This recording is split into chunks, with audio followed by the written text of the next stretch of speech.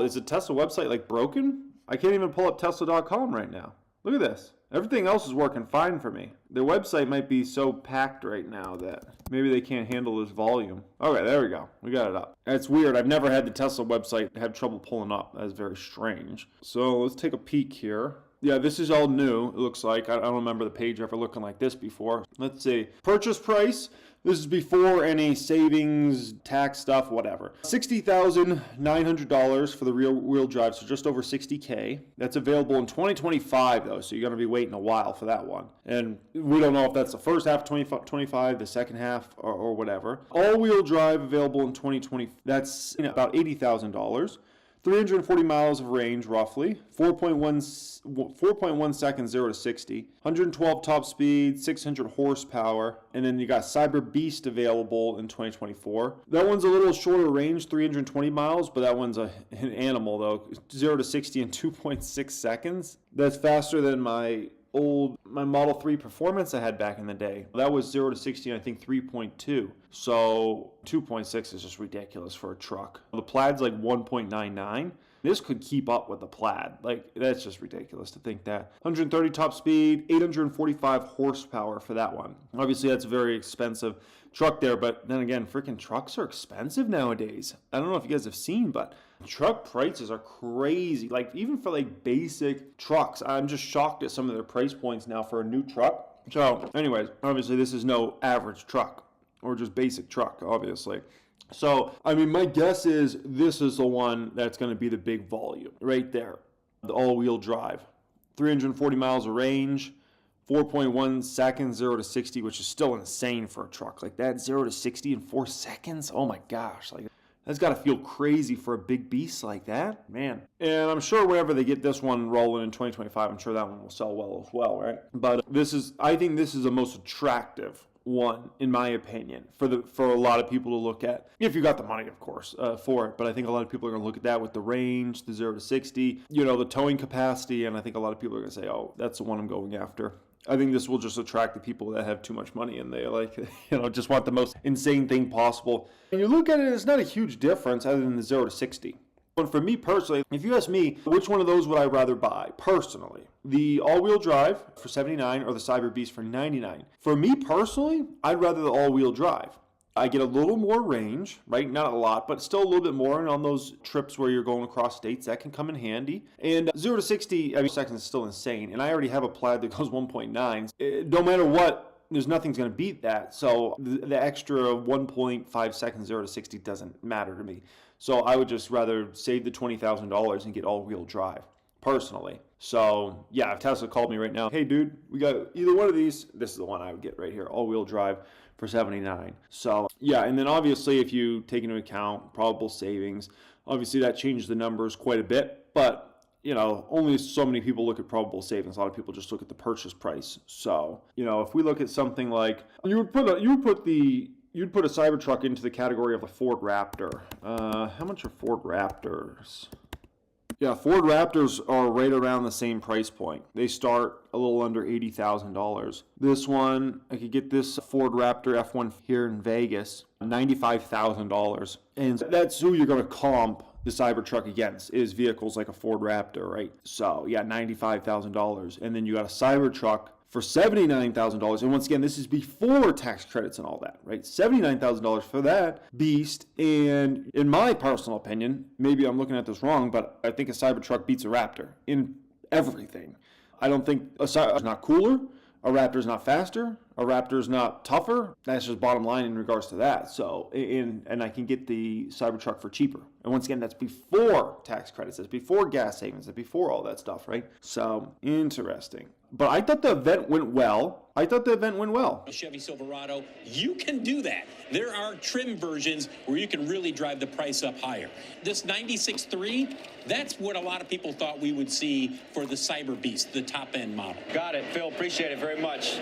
Once again, Phil LeBeau, delivering the goods, as always, as he watches that event for us. Earlier today, by the way, on halftime, Altimeter's Brad Gerstner made the case for Snowflake as an under-the-radar AI winner. I think they're one of the sleepers in AI. They're only a sleeper because everybody's migrated to the head of the software. So I'm already on the Cybertruck list. I don't need to get on the list again, right? I don't need to do this crap, right? Because I already did that years ago. So I hope I don't need to do that unless they change something up.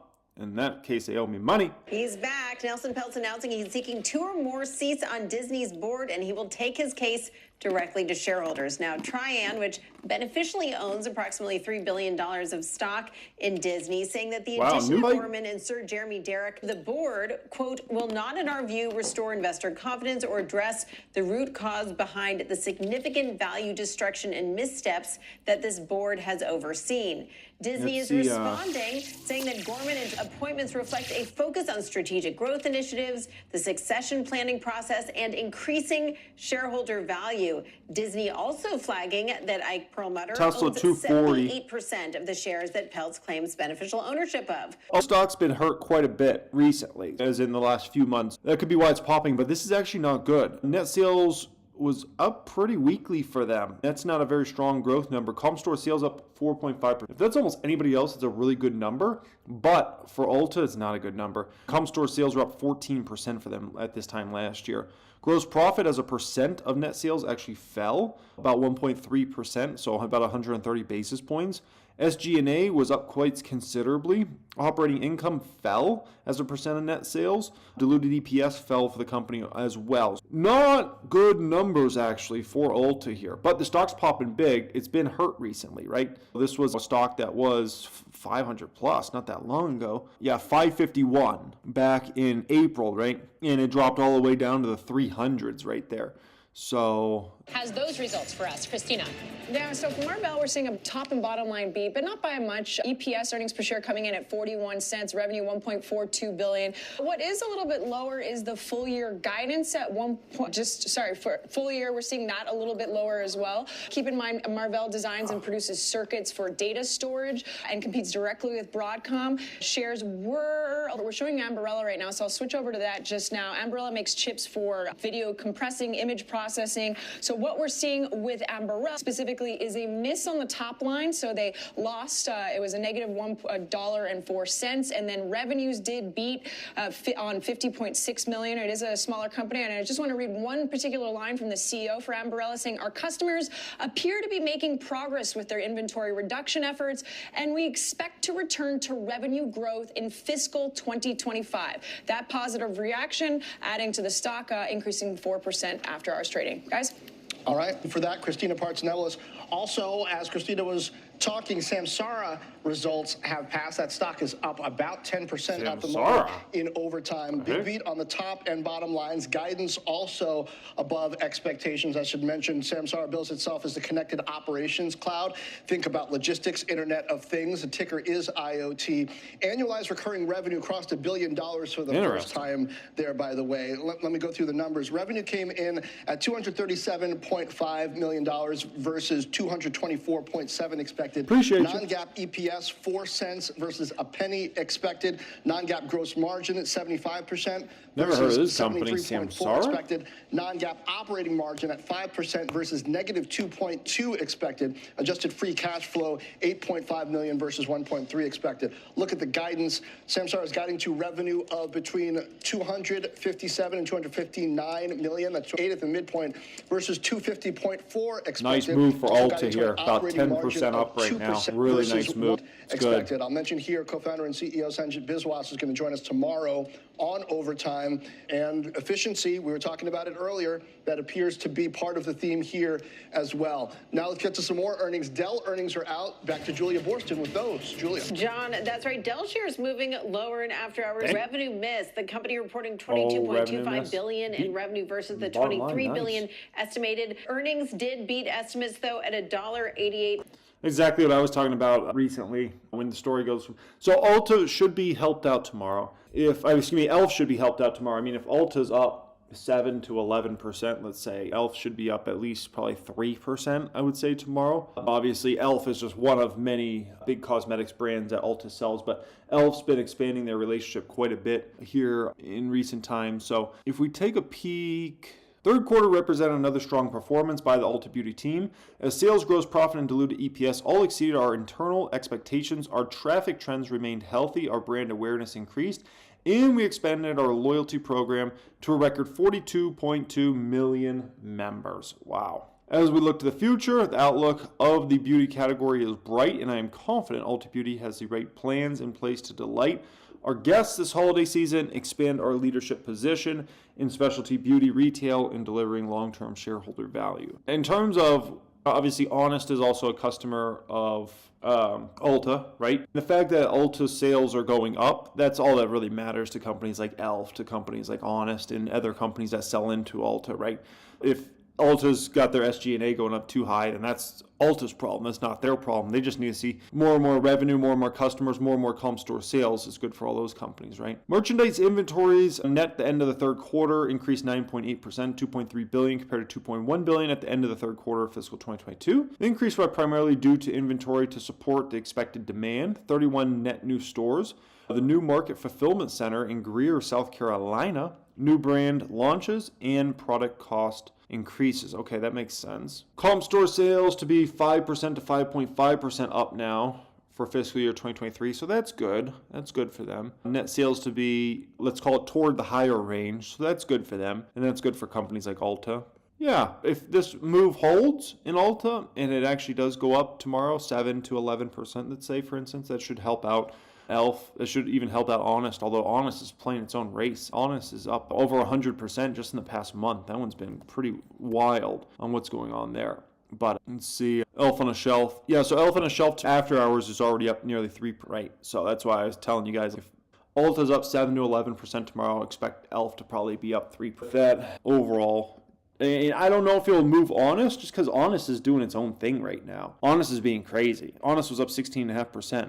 I have no clue if Honest stock will be moved at all by these Ulta results. That stock's just doing its own damn thing. That's all I'll say about that. I don't know what's going on there, but something's going on there. I told you guys, was that a day ago or 2 days ago? Something's going on there. Something's going on. That's what I'll say about that. Something's going on. You don't get a stock up 100% plus in a month without something going on behind the scenes. I don't know what, but something's up. So good for Ulta there overall. Yeah, we got the Cybertruck situation. So I thought the event went well. You know, my thoughts on the Cybertruck event. I thought it was really short though. I was really impressed with that. I would almost call it like a commercial for Cybertruck that seemed like it was about 60 seconds to maybe 90 seconds long. That opening commercial thing they had, I thought that was great, man. It showed Cybertruck in a lot of different environments. I thought it really, seeing that made you want to get a Cybertruck. So I thought they really knocked it out of the park in regards to that. I thought Elon did one of the best jobs I've ever seen him do at the actual presentation part. Sometimes he can come across as extremely awkward when he does those presentations. I thought today he was smooth. He had some jokes in there. I thought for Elon, I thought I was actually very impressed by Elon today. So I thought that Cybertruck event probably went about as good as it could have gone. Was there any viral moment from the Cybertruck event? No, I wouldn't say that. That's maybe the only downside of the event, is I don't think there was any moment that's the viral moment in regards to Cybertruck. Obviously, when the Cybertruck first came out, there were several viral moments, and one of those was the baseball hitting the windshield or whatever they threw at the windshield, right, and it shattered. That went completely viral. I don't think there was any viral moment from this event. Not that it really needs it. Oh, towing the Porsche, that could be. I don't know. Maybe that could be. That was a cool moment. I will say that. I don't know if it was a viral moment, but I thought that was freaking cool. Like the fact that beat the Porsche and it was towing a Porsche. Come on, man. That was freaking awesome. I was like, that was sick. That's really sick. No, that was cool stuff. But yeah, so anywho, rough one for the public count. Don't be surprised if stocks bounce tomorrow. It's the first of the month tomorrow. It's the first day of December. So don't be surprised if stocks bounce. We just had a kind of a sell-off into the end of November. A lot of positions need to be sold. Don't be surprised if you get some positioning tomorrow. People figuring for Santa Claus rally.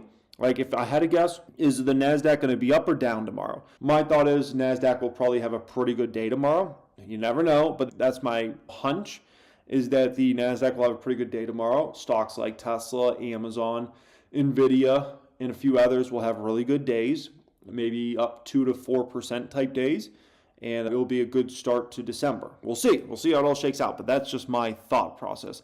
I'll grade this income statement for Alta, probably put it in the private stock group later in the income statements tab. My guess is they're probably not going to actually get a very good grade from what I'm going to grade them on. But anyways, that wraps it up for me for the week. And wow, look at this stock, 14% after hours. That wraps it up for me for the week. Tomorrow's Friday, so there should be no live stream unless something crazy happens. If something crazy happens, then maybe I'll live stream. But outside of that, I should not be live streaming tomorrow. Appreciate everybody joining me. Thanks so much. Other than that, guys, appreciate you joining me. Don't be surprised if the market does pretty well tomorrow as far as the NASDAQ goes. Much love, and have a great day. Peace.